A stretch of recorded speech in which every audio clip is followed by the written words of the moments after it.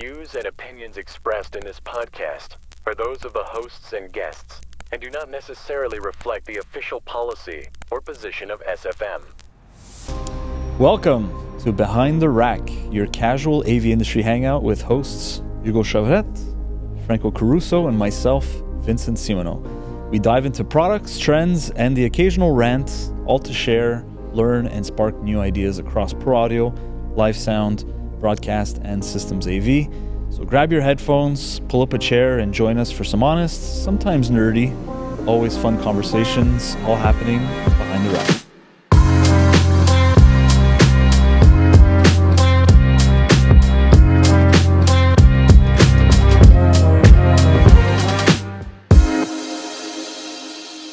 So, what's happening, guys? I think today we'd like to talk about what's a distributor in the AV industry and what's the role of a distributor in the realm of AV and in the market. So I don't know. Let's talk about this. Yeah, I think we all work for a distributor now, but we've all had a past history in distribution, and I think I'd love to hear about the evolving role of the distributor, of the AV industry, of the AV distributor as a whole. But I think we should start with explaining who are the different. Yes. Who are For all those who don't understand what a distributor is, who wants to kick that off? I don't mind doing it. Yeah, I think there's four different. I think there's four steps in the Yeah. supply chain that we need to talk about and just define who they are and what role they play. So I guess you're starting we'll call it from the bottom up. Yeah. You've got your end user, who's the person that's buying the product at the end of the day. They are then buying it from the reseller Or an integrator. Or an integrator in our market. That reseller or integrator is then buying it from a distributor. Or direct. But yes. Or direct. Depending on the manufacturer. Exactly. Depending on the manufacturer. And that distributor is buying it from the manufacturer. Yeah. So there's four levels. I think we're going to stick to that lingo. There's a lot of people that intertwine those terms and use them differently and have different definitions. But for today's conversation, talking about AV distribution, manufacturer, distributor, reseller, integrator, and then end user. That's right. Yeah. Great. And just to clarify, on the reseller integrator side, so depending on the product that you're buying, typically a consumer product, typically you'll get it at a reseller, and that's usually it could be a big box store, it could be a mom and pop shop. And if you're looking for services or something a little bit more personalized or a product that's tailored for another application, it could be an integrator or somebody who's doing the install or somebody more specialized. So Yeah, typically integrator would sell solutions that they would integrate in the workflow of the customer, and a reseller is more like could be a music store, could be even a Best Buy, or those are called resellers. That's true. Yeah. Yeah, usually there's a physical transaction that's being done at the reseller standpoint, and the integrator is also including services. Yep. Yeah. Good. Well, I think that starts the conversation pretty well. It makes things a little easier to understand for sure. And there's different types of distributors on that point. Depending on the industry, I think industry also dictates a little bit about the type of different distributors, right? Yes. And Can I go on a little rant right now? Yeah, go for it. I want to set something We've been waiting straight. for a rant. Yeah. This is the Franco rant of the episode. First rant of the episode. You know, when I speak to people and they're like, "Oh, what do you do for a living?" "Oh, I work for a distributor and I'm brand manager and category manager." "Oh, you move boxes." I can't tell you the box pusher how much that insults me and how much it upsets me. And that's where I go into the 4-step process. Well, you see, you're an end user, then there's the reseller, and there's the distributor, manufacturer. And I think it's because, like even when I think back to my schooling in business school, like I can remember vividly in the business classes, you have the picture of the manufacturer with like that brown cardboard box making it. And then the distributor box is like a warehouse full of those brown boxes. And then the next picture is like someone holding that brown box and smiling. And yes, different industries, distributors have different levels of of importance, and they add different types of value. And some industries, they are just holding stock and acting as a logistics point in that country. But in the AV industry, the distributor has such an important role that impacts the end user, and it impacts everyone else throughout the supply chain. And there's so much value that should be added, that is added. And it's important, I think, that we talk about that probably later on in the episode. But it's so much more than just holding inventory. Sorry, I just want to get it out of my system, or else I'm going to get irked the entire episode. No, I think even from before, I think my earlier days, going into the beginning 2000s when I started working at my first distributor, I mean, it was always a little bit more than just box pushing. The service was always, I think that there's always room for improvements and stuff like that, but there's always a push for helping customers in the end of the day, and then it's finding those ways. I know back then, service was huge, and I'm talking about like post-service, so even repairs. And when we got bought out, that company got bought out, they kind of closed that service department down, and it made huge difference in terms of customer loyalty and stuff like that. We lost a lot. Like, I think that we lost a lot of good customer base who were loyal just because of the post after sale service, whether it was advanced replacements or even just technical expertise. That was such a huge value, and I think that's what's important in distribution. Now that has evolved, obviously, but back then it was even just to that level was really, really important. And it's also important that the distributor has a very good relationship with its manufacturers. Because they are basically especially for Canada, I mean, the distributor role is basically represents the manufacturer. So here at SFM, we have specialists about Shure microphones. We have specialists about bird dog cameras. We have specialists about all of our products. We assign a technical person to this product. So someone can pick up the phone and call if he has an issue, whether it's an end user or a reseller having pre-sales question because he wants to put some products or some solutions we sell. So I think a distributor is also, one of the role of the distributor is to make sure that the manufacturer has a good stance in the country. I think there's different types of levels of distribution too. I mean, there's some distributors that just are there for logistics. And I'm not to downplay that, because I think there is a huge role for that type of distribution. But it depends on the industry as well. Exactly. That's right.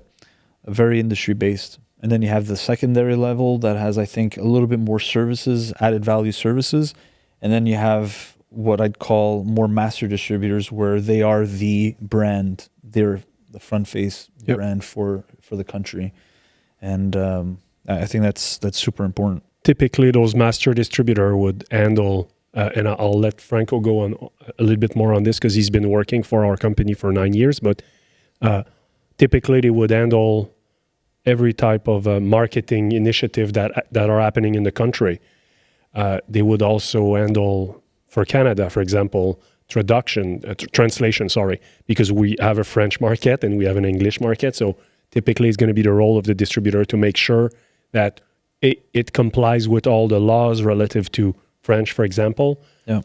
Also ensuring that we have repair services for brands that needs repair, tech support, and even finance, so that's a master distributor in my opinion. That's right. And you bring up a good point. Actually, we're three people that are in three different departments in distribution. And it's funny, and we all play a slightly different role, obviously. We're still important. Very important, but I think we're also very intertwined and work directly together. Franco, how do you, as a brand manager at a distributor, how do you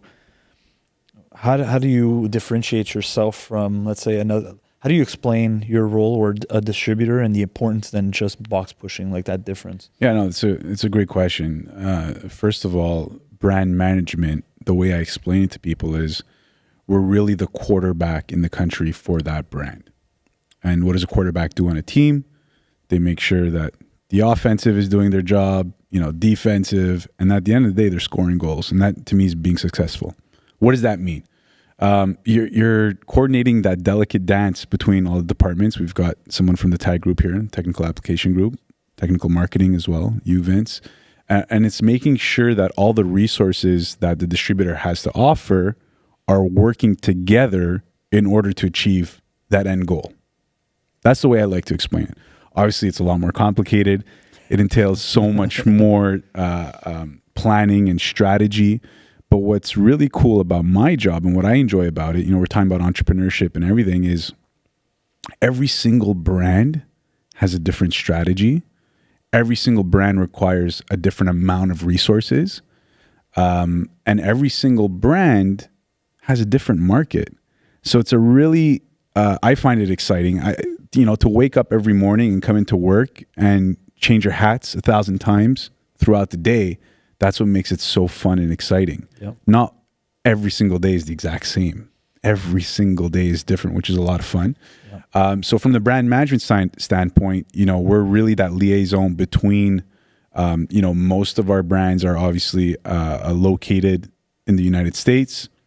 So I like to explain it as we're their arm in Canada. Mm-hmm. We're their liaison. We're representing them. So even internally, right, we are then taking their messaging and strategy, explaining it to the internal marketing department that we have here at SFM, making sure that the strategies are aligned, making sure that we're planning efficiently. If they're planning a product launch, do we have all the assets? Do we have everything ready to go? Are we on the same schedule? Is pricing ready? Do we think of our inventory strategy correctly? How much inventory are we bringing in? We're dealing with procurement. Mm-hmm. We're dealing with absolutely everybody to make sure, like I said, that team reaches the goal at the end of the day. So it's a lot of balancing. It's a lot of negotiating externally and internally as well. And you really are running your own little business, which is, I find so much fun. I love that part of it.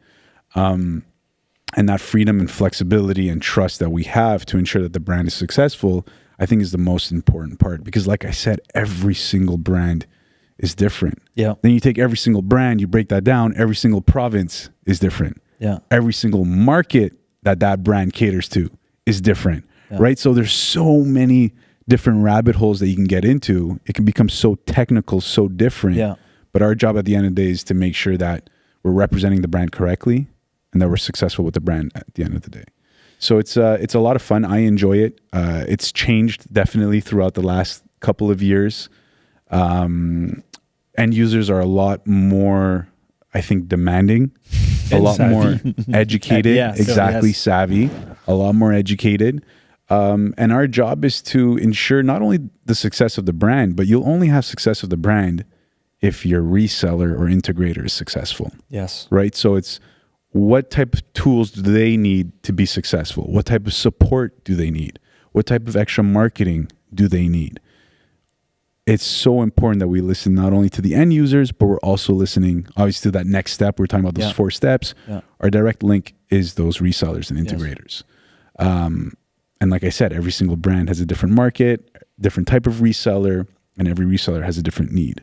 So our job is to kind of figure out this puzzle and make sure that the machine is as oiled as well as possible so that as many people as possible are happy. So I love it. I enjoy it so much, and hopefully that shows. That shows, definitely. But it's a puzzle every day to figure out what's needed, and to make sure that we're adding value throughout the entire chain, because they call it supply chain for a reason. Every single step is interlinked. Yeah. So that end user will have the impacts and will feel the difference if everything from the manufacturer is properly translated throughout the chain. Yeah. And that's the most important part, right? Is the messaging clear? Is it consistent?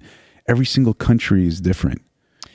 I was actually going to bring that up because we're talking about how distributors are different and stuff. And when you're the face, you're the liaison for the Canadian, I was just going to say that the Canadian business is completely different than the US. And I think sometimes I've already have been in situations where you can tell that even the US manufacturers, like, it's a completely different business. We don't even know the footprint. And even when you're in Canada, territorially, it's different brands sometimes. Like sometimes on the West, they're very specific on a certain brand, and it's a very unusual. We're definitely a different breed in terms of in Canada, and sometimes manufacturers that come from outside of Canada don't always understand that, and that's another reason why they'd want to choose a distributor who takes care of all the marketing and the and a distributor that's capable of also educating the manufacturer. I think that's really important as well. It's not that,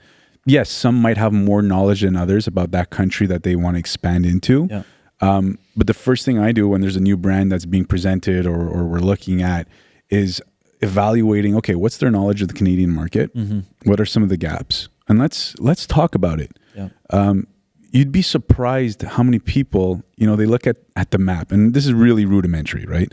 You look at the map of the world, you see Canada, it's massive. So what's the first thing you expect? Massive amount of people, massive amount of sales, right? And then when you start explaining numbers, how the entire population of Canada is smaller than a single state in the United States. Just that one fact is like, oh, okay, I'm starting to understand now. Just because we have this massive amount of land, we have all these different hot pockets. We're not heavily. It's not, the density is not high. No, but we have those major hot pots throughout the entire country where there is business being transacted, and it's about educating them. It's about explaining to them that what's happening in Montreal, Quebec, is very different than what's happening in Toronto and Ontario. Even though we're 6 hours away. Yeah. You compare that to Vancouver, completely different as well, right? Yeah. The integrator strategy in Vancouver is very different than Montreal. Yeah. The production houses, very different strategies, different markets. Price points are also very different. That's right, yeah. Obviously, we're all in business. We're not going to hide the fact that we need to talk about profitability. And that's our role, too, as a distributors, making sure that our integrators and resellers, as well as end users, are making as much profit as possible, and that they have the tools they need to do that. Yeah. So it's about educating. It's about explaining to them the different strategies and just making sure that they're able to cater to the Canadian market in the right ways to make sure that everyone's successful. Yeah, that makes sense. What about you? And in your opinion, what we mentioned a few things that have changed throughout the, let's say, 15 last years, but what has changed the most in the distribution chain in the past 10 years, or what's your, let's say, the main thing that changed everything? I think it would be like in your department, where the level of service has been even more in depth. So now I think you guys are coming up with plus services. Yes. And offering all these type of add-on services to help dealers qualify certain projects and have that added, where I didn't see that in the past. There was always the post sales, but I think that for me has been the biggest change. To me, I think it's as I mentioned earlier, the customers are more educated than ever. Yeah. Because of there's more podcasts talking about gear. There's more internet is now prevalent. Even AI. So now customers are making end users. Let's use the right word. End users are making very informed decisions, and sometimes if it's a brand new product that us, the technical team, didn't even have time to put our hands on it. So I don't know what I don't know. I can't know what's the feature of this new product if it came out yesterday. Same goes for the integrator. He may not have the time either to kind of get up to speed with all the sometimes end user already know more than we do. Yeah. And we're dealing with 40 plus brands, whatever the number is, and we're already trying to keep up with the amount of knowledge that we need to then train the reseller, integrator, and even end user. These end users are looking at hundreds of brands. These resellers and integrators are not only dealing with a singular distributor in Canada, they're dealing with multiple. Yep. So you take, the 40, 50 brands per distributor, whatever it may be, I'm using that number theoretically, you multiply it by 10 distributors, there's a lot more options now. And I think that's, for me, from the brand management side and market side, competitive analysis wise, there's a lot more options in the market today than there were 10 years ago, and the end user are aware of all those substitutes that are available to them.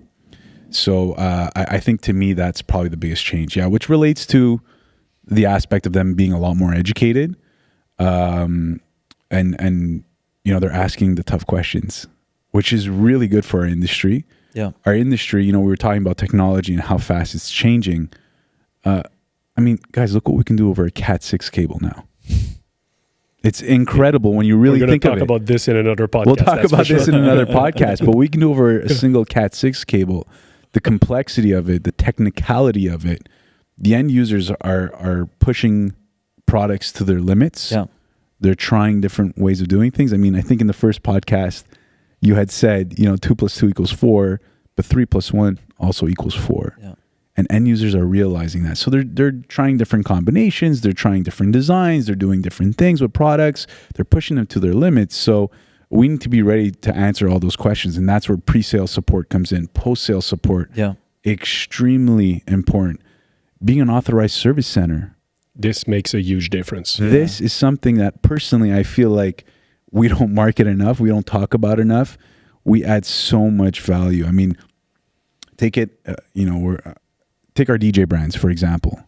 A lot of our products that we distribute, people are making a living off of. And I think that's something that we need to keep reminding ourselves, whether it be through marketing, through business strategy. We are controlling people's livelihood with the products that we sell, right? Not only our own livelihoods, but their livelihoods as well. So when you have the opportunity to take something that's making you X amount of money during the week or on the weekend, have it repaired within 24 hours, wow, let me tell you, that's important. And I've gone through that myself, being a DJ, bringing the equipment here. I spoke about how I, got the job here was by meeting Wayne at the window. Yeah.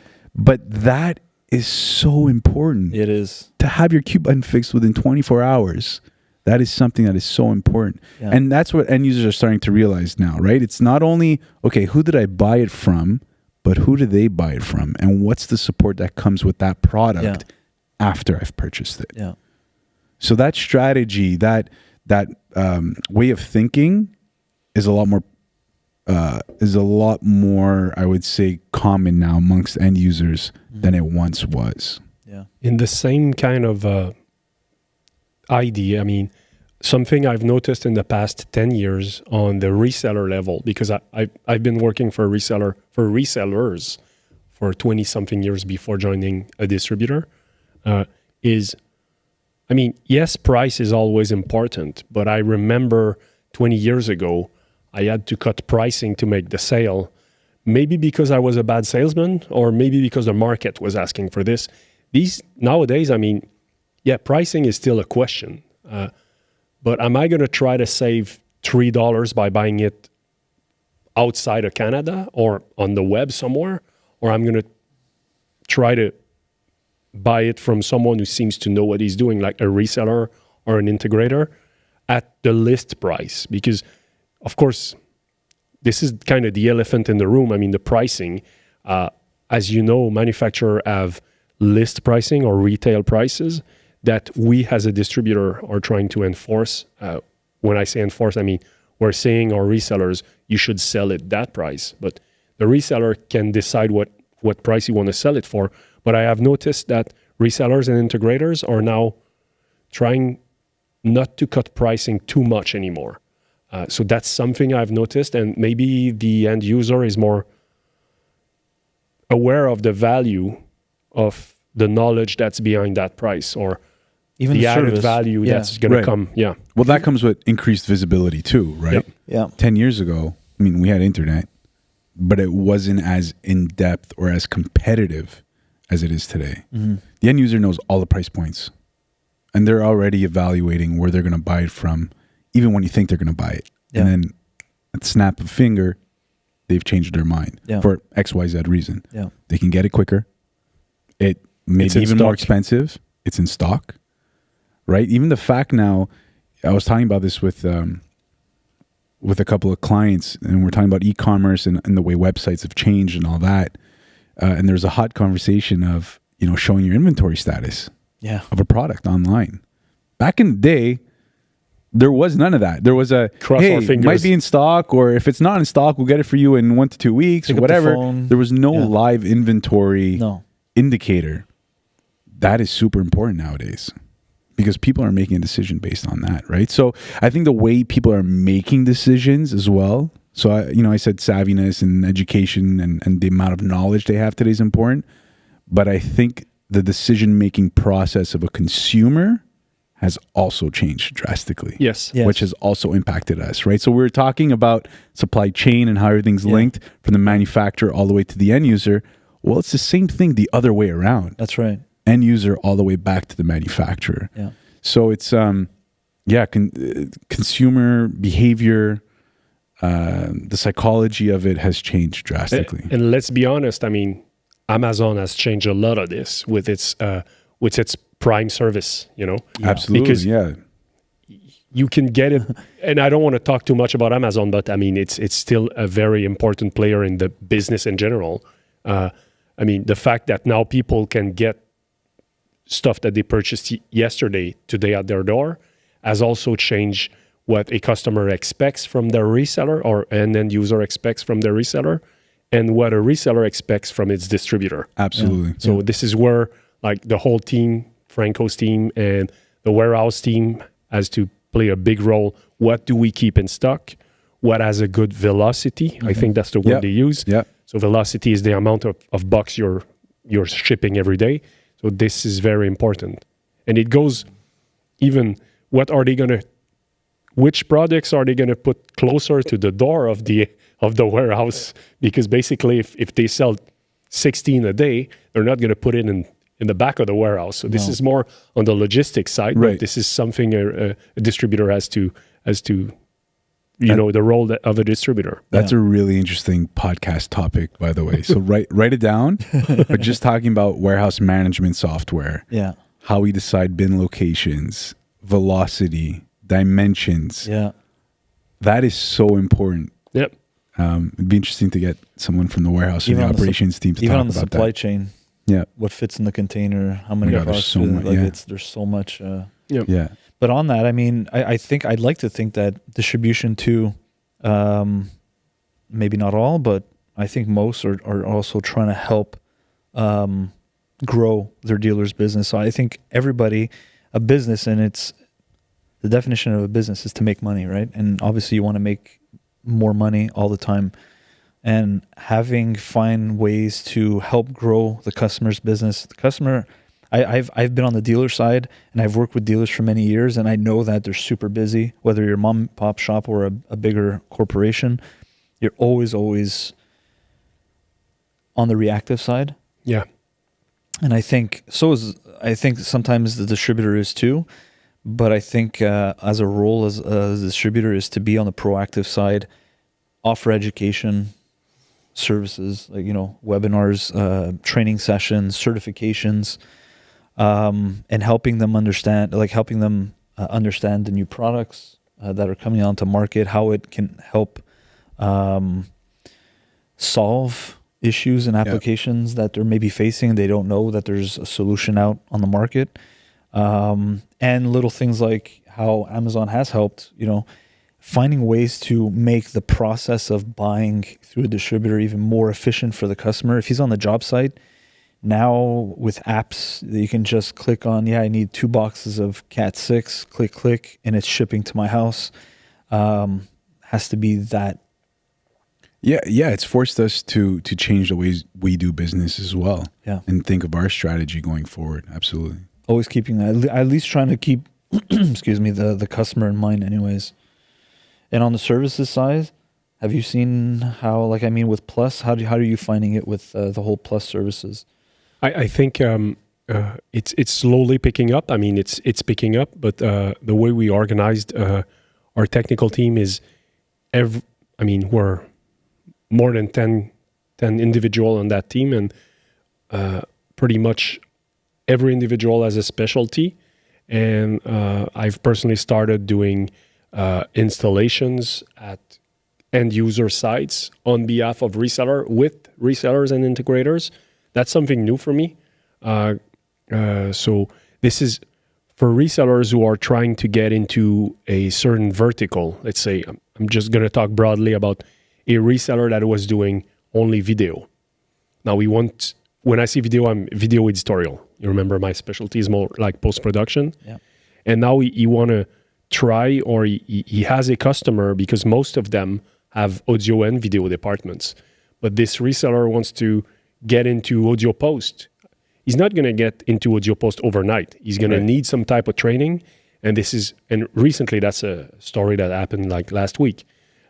So I helped them to not only spec out what the end user needed, but also going there to install the equipment with them to basically, they are ghosting. The word ghosting, I don't know if we can use that, but when a technical person ghosts another person, he's basically learning in the field. Shadowing. Yeah. Thanks. So ghosting is something completely different. Shadowing, that's the word. I'm pretty sure Hugo answers all his emails. I don't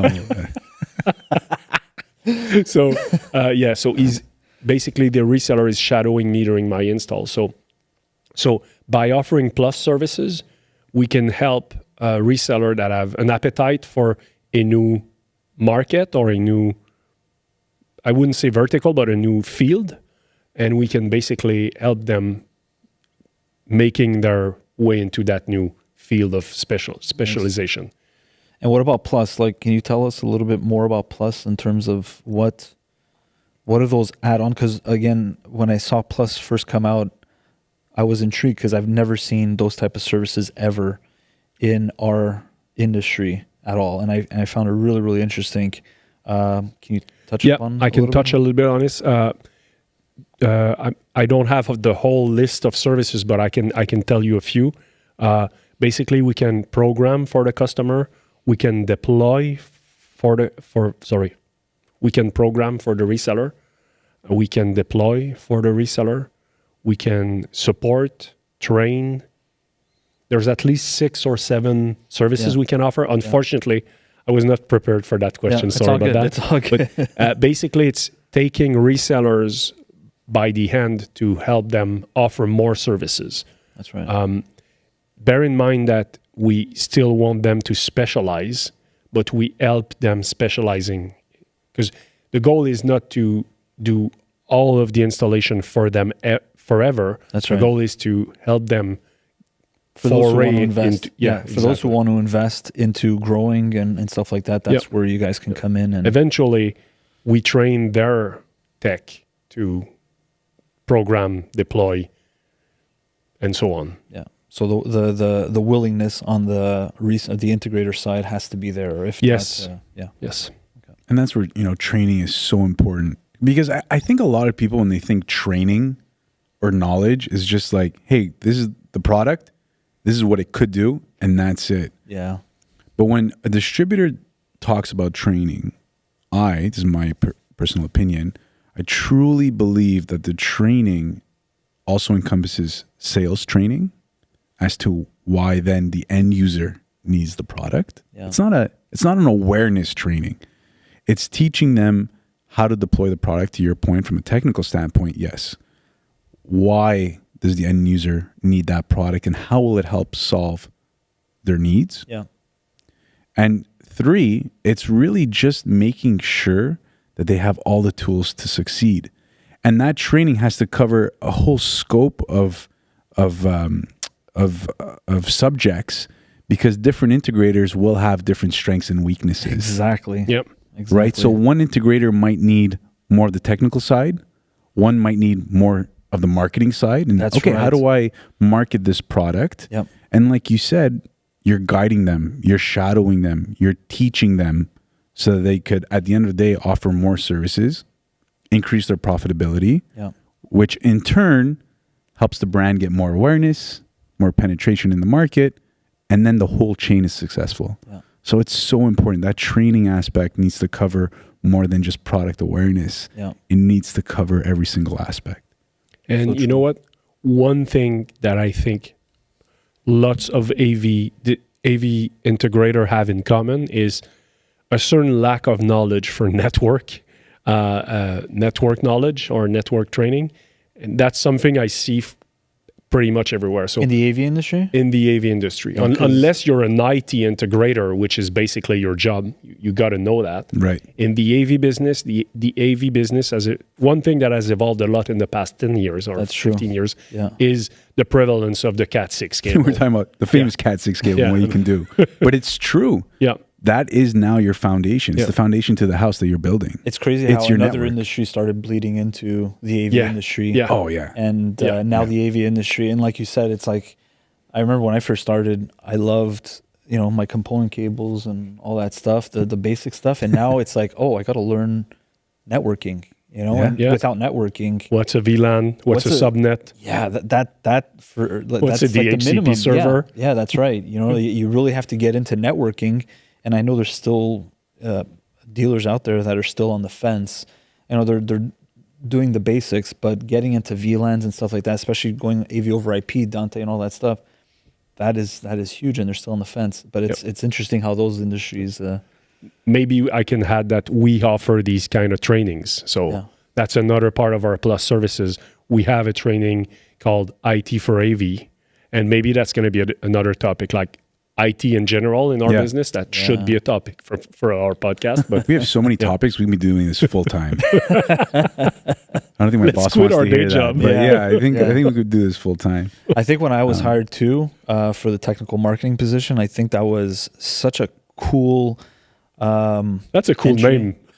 Technical marketing specialist. Well, you know what? I had heard about it more on the IT side, and I had understood it, and I said that makes total sense. And then on my past life, when I was doing more on the system design side, I was realizing that depending on the people you're talking to, sometimes you have to rethink on how you're talking. And nerds, you can talk specs, and then you can kind of get an idea. And there's some others where they can't see that vision. Right. Just by talking specs, you still can't see how am I getting from point A to point B.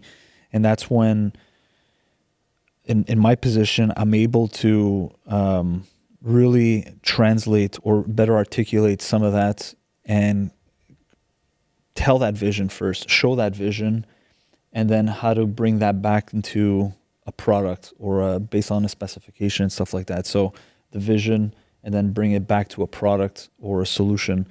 And I think that too has changed, and there's not much of it out there where it's like, it's getting, I think in the AV industry, we're all about, tech specs and stuff like that. And in some instances, like watts and stuff like that on the speaker side, everybody just wants the bigger watts, but it's not always about that. And I think education is huge. And if I can bring anything into the market, it's translating ideas into products and solutions. So, Well, and that changes when you're speaking also to the reseller / integrator, that's right.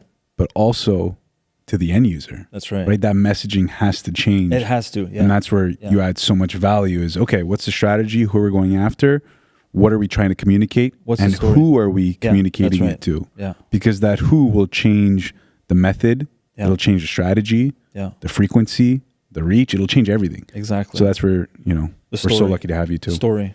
Yep. What's the story? What's the story? And what's in it for the customer? At the end of the day, I think it's. I think whether we're in marketing or service or in brand management, I think at the end of the day, and I'd like to think that all distributors are like that. But what's in it for the customer, and how can we better enrich the customer so that he can further help the end user? Can I tell a funny story to wrap up this podcast? Let's hear it. So we're talking about the supply chain, right? Manufacturer, distributor, reseller, and the end user. When I bought my first pair of speakers, I walked into the reseller that I was buying all my equipment from, and I was young. I was 16 years old. I had a wad of cash ready. I was so excited. Wasn't sure if I was making the right decision or not. Spending $2,000-$3,000 on speakers when before that I was renting rusted speakers from a guy down the street, and I was ready to buy my first pair of speakers. So I walk into the reseller, and at this point, I'm 16 years old. No business school, no schooling whatsoever. Didn't understand who a distributor was, what that was. I thought that the speakers magically just appeared at this reseller's store, and that's that, right? I walked in, bought it, and left. And I walk in, and I'll never forget this. I walk in, and I did my research at the time, as much as I could. I want a portable amplified speaker that does 2,000 watts. Nothing below 2,000 watts. Because that was the number that was in my head. Yeah. And not sure it even exists. I'm not even sure it existed back then. Yeah, now today I could tell you it does, but back then I'm not even sure. I want something 2,000 watts. I think the average back then, honestly, was 1,000 watts. Again, we're talking watts now. And the employee that I knew that usually helps me out is talking to some other guy. And the other guy, who I don't know, never met this guy in my life before, walks over to me, and there's a wall of speakers. He goes, "Why do you want something that does 2,000 watts? My hairdryer does 2,000 watts. Watts mean nothing." And I'm like, who is this guy? Why is he getting angry at me? What's happening? Who are you? It ended up being Andre Lamouche, who's one of our sales reps in Quebec, who works for SFM at the time and still works for SFM.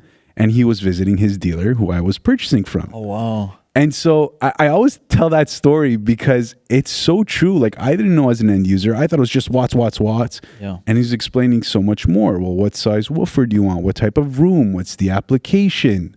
You have to look at SPL. It's not just about watts. And so he was explaining this all to me when he wasn't even the person selling me the box. It was the reseller that was there.